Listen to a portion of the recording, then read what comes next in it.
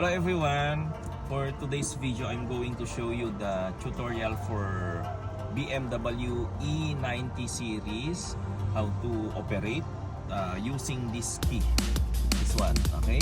If you have this kind of key, so you have to, I'll guide you how to use this one.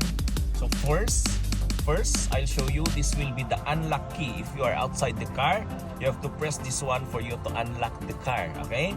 And then second, this will be the lock key, lock. If you want to open the trunk, you have to press this, long press this one. And if you want to open those windows, you have to long press this unlock. Anyway, basically, initially, if you want to get into the car, you have to press this one, click one time. If you will go outside the car, you have to lock this one. And if you want to start the car, let's close the car. Alright, if you want to start the car, you have to insert this one here. Check this out.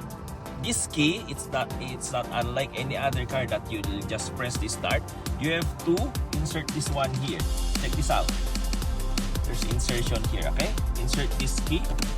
Insert over there.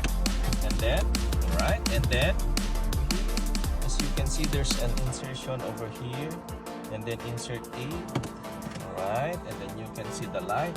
And then press the brake button over here. The brake, check out the brake.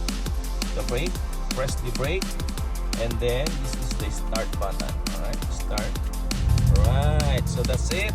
And then it's up to Thank you, boss. play the Thank you, boss. whatever you want to play, and then put on the aircon. This is the aircon. Then twist the aircon. This is for the manual one, and there's some digital.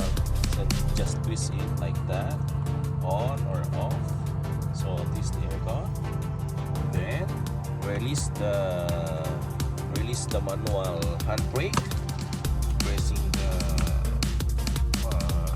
foot brake, and then reverse, neutral, or drive.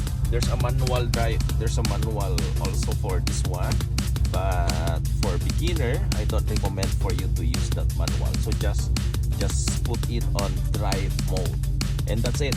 You'll go all the way na. You go the way. Okay, reverse. You can see the light over there. There's a reverse mode. Park. So it's park. So you have to press. There's a button over there.